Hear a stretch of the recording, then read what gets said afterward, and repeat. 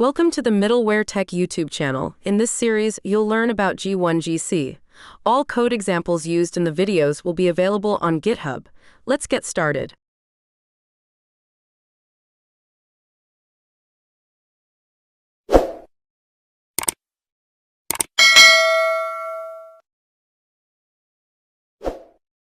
And these things you'll find very interesting. Once we'll talk about it. After that, you can read API documentation. You'll explore more. You can add on more on the same.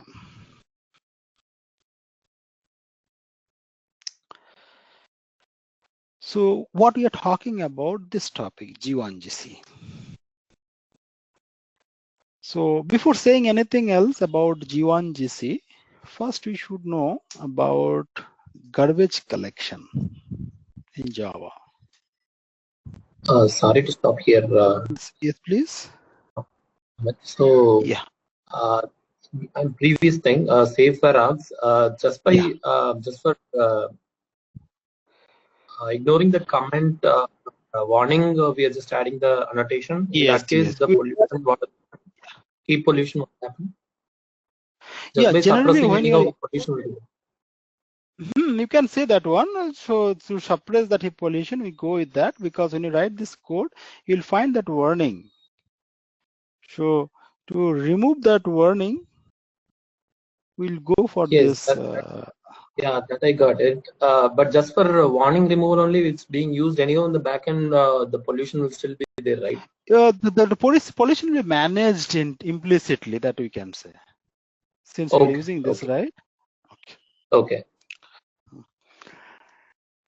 And now next, if you want, you can go with some more API documentation. This is the fine. Okay. Now here, you're talking about this G1GC implementation that came in Java 9. Now, before saying anything else about G1GC, let me say some point about garbage collection. How garbage collection work in Java. So already you know, right, that we have GCC. So garbage, how GCC, it's a program. The system will, this is assume this is your, assume this is this is where you're going to execute your code. It's your programmable area. Now, and this is called system resource. For the time being, just for understanding point of view, I'm just saying like this.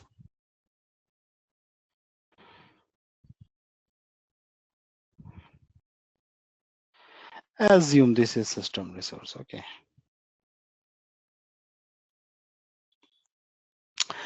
So when you execute multiple code,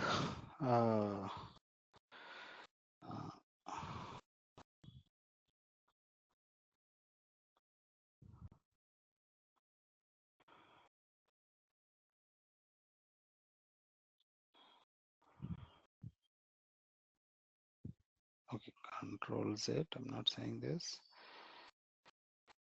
Okay. Now, when you're executing multiple code in your system, you'll find lots of object, unused object created in the system. Lots of unused object you'll find, and these unused object are just moving here and there throughout the system. You'll find that these are the, assume these are the unused object. I'm not using circle. Just show this unused object. I want to show like this, or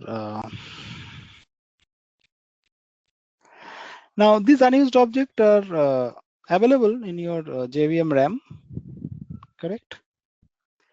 Now there is one concept called unused object means what? So assume you are creating, you have created data object. date d equal to new date. Assume you have created data object, and you have created approximately 1000 data object in the for loop, and after that you're just writing d equal to null. So if you put this line inside a for loop for int I equal to 0, I less than 1000, I plus plus. So if I'm moving into this for loop, if you see this for loop, it is creating 1000 data object, and for each data object it is initializing d equal to null. When it is the d equal to null, then all this 1000 unused object will just move inside the RAM. Okay. Now this component is called system resource. Okay, there is this is actually program. I'm just showing for the purpose. This component is called system resource.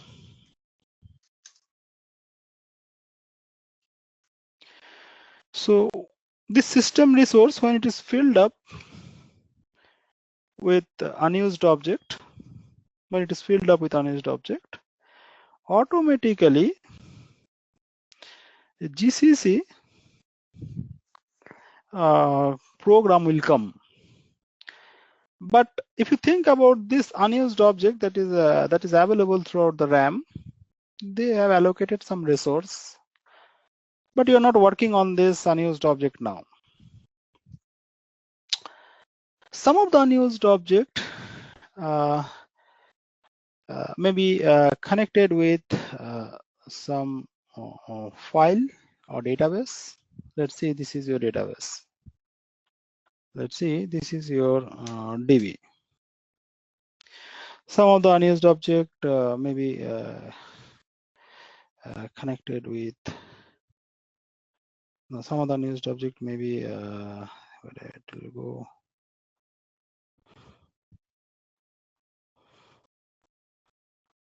Maybe connected with the database. Some of the unused object may be connected with some file. Assume it is a file. Assume it is a file.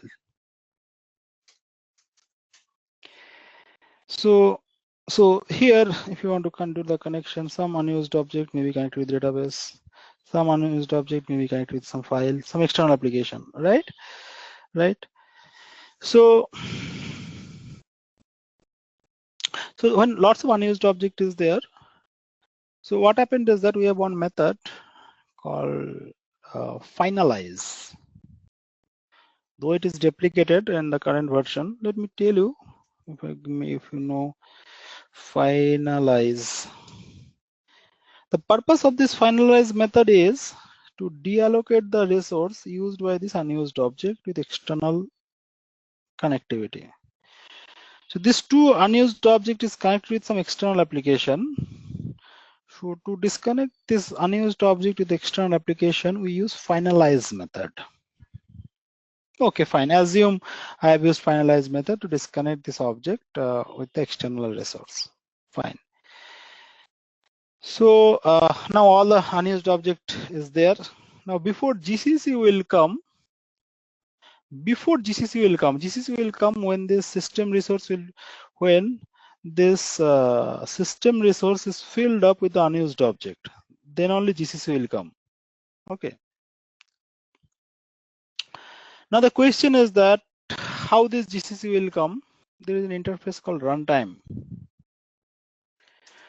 Runtime RT equal to runtime.gc. There is a method called runtime.gc. Using this method, we have to call GCC. We can forcefully call also, but it is may not possible that GCC will come always. GCC, you don't have to call it forcefully. It will automatically come in case of Java. It will come, it will deallocate the resource used by this unused object. It will go. When system resource is filled up with unused object. This is the scenario. If I want, I can programmatically, I can call come, but it is not mandatory that it will come always. Now, if you see here, lots of objects have allocated some resource. Lots of object allocated some resource. These are called unused objects. They are just moving in your RAM as much as you are executing your code. Sometimes you may find that your system is or JVM provided RAM is filled up, and in that case you have to use one of the statement called here you have one of the statement project clean we have to use, or we have to use another option called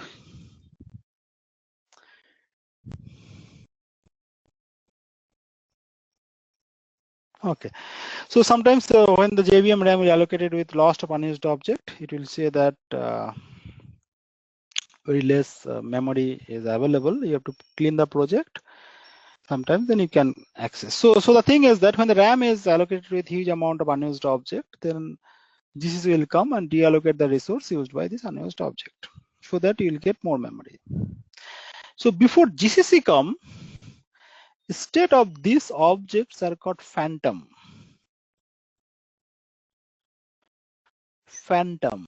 Before GCC come, state of this object is called phantom.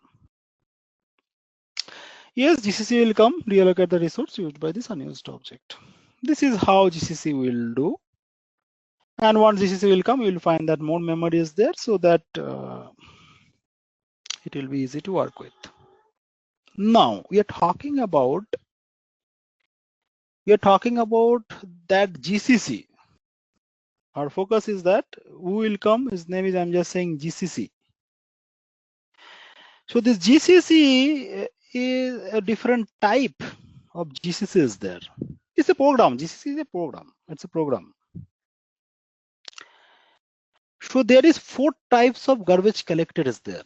4 type. What I'm saying, talking about what I'm saying, 4 types of garbage collector is there. 4 types of garbage collector is there. What are the 4 types? Let me tell you. Go with API JVM architecture, you'll find them in the complete details. First one is serial GC.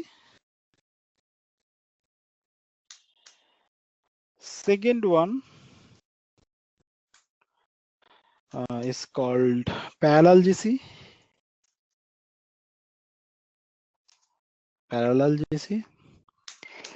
Third one is called CMS GC.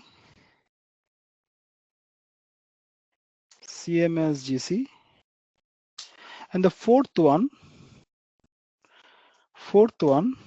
is called G1GC. That is our topic in Java 9, G1GC. So there is total 4 type of garbage collector is there. So this serial GC or serial garbage collector, why I'm saying 4 type of garbage collector? What is the purpose of garbage collector? Its purpose is to deallocate the resource used by the unused object. So 4 types of garbage collector will deallocate the resource used by unused object in 4 different way. They have a different approach. How I should deallocate the resource used by the unused object. Different garbage collector follow different approach. Out of that, the serial GC, it came from the first version of Java, that is from Java 1.0. the serial GC came from JDK 1.0. Okay, So now this parallel GC, CMS GC, so they have a different approach how to reallocate the resource used by unused object. They have, everyone have their different approach. Now, when you're using any particular JDK, each and every JDK has a, as for example, in your class, you have a default constructor by default. Similarly, when you use any particular JDK version that have a default GRE, default GCC. Again, I'm saying, as you know, when you write a Java class, in your Java class, you have a default constructor, each class, correct? Same like that, when you write, when you use some JDK, each and every JDK have its default GCC, right? So, as I told you that in serial GC, first time came in Java 1. Serial GC came Java 1, right? So from then parallel, this was the default.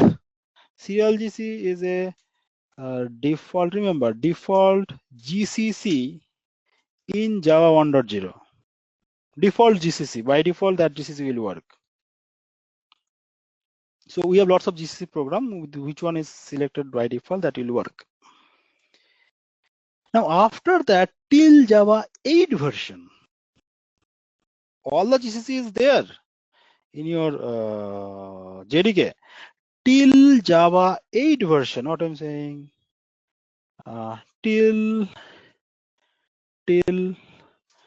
Java 8 JDK 8 version, default GRE default GCC is parallel GC. What I'm saying, default, the parallel GC is default GCC till Java 8 version. So parallel GC is a default GCC till Java 8. Other GCCs are there. This is the default one enabled. Okay. Now for G1GC, from where you find G1GC? G1GC came from, it is available from JDK 1.6 version itself. This G1GC, it is not a default one. It was available from JDK 1.6. G1GC came. Okay. So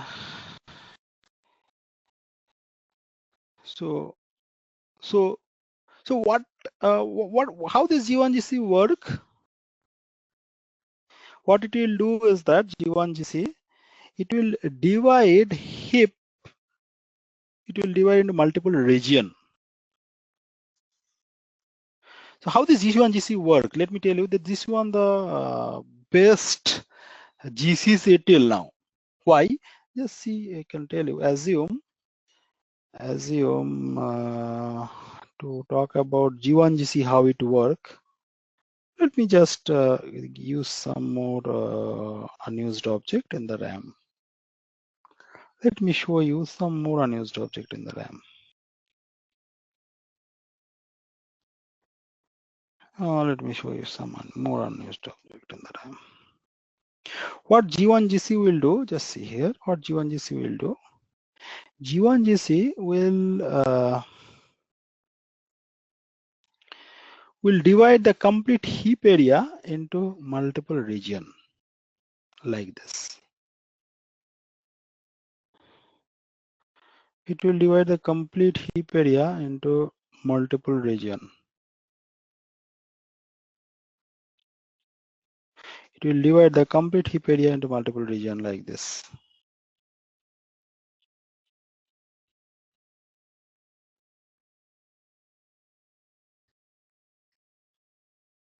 How G1GC work, that I'm talking about here.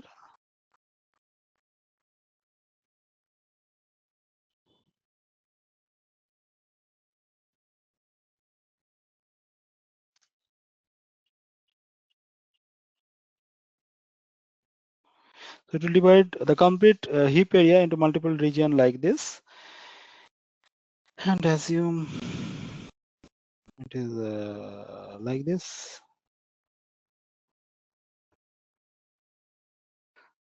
For the timing, just I'm doing it like this. It will equally, it will divide the complete region into like this. Complete heap area, it will divide some like this. Then what it will do is that in which region you have more unused object, it will deallocate the resource for those objects only. In which region you have more unused object, in which region you have more unused object, it will deallocate the resource for those unused object only. This is how G1GC will work. G1GC will select the region where more unused object is available. So what I say, how G1GC work?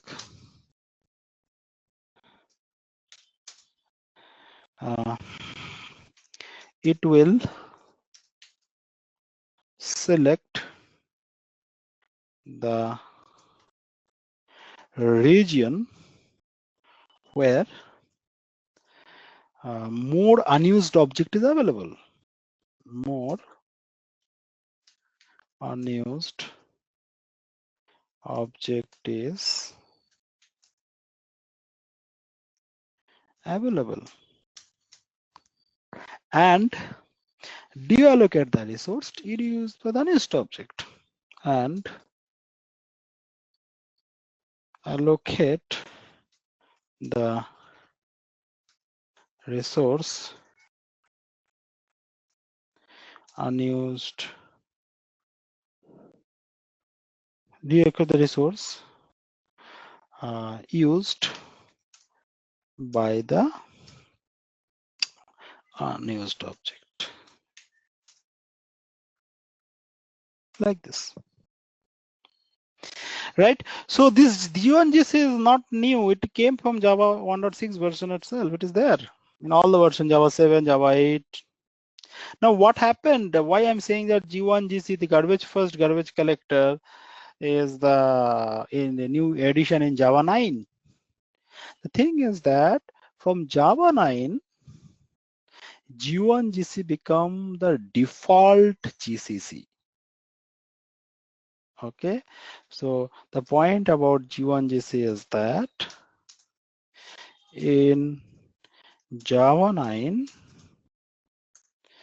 G1GC is the default GCC. That's it. Right, so that's why we say that G1GC one of the major inclusion in new Java 9. So it was there from Java 6 itself, but in Java 9 they have made it as a default GCC. Okay, so this is the things all about GCs, G1GC. Now if you want to go into more, then you have to go to JVM architecture. Their details are very well given, all the details, all the different types of garbage collector and how they work, and you'll get the details concept here related.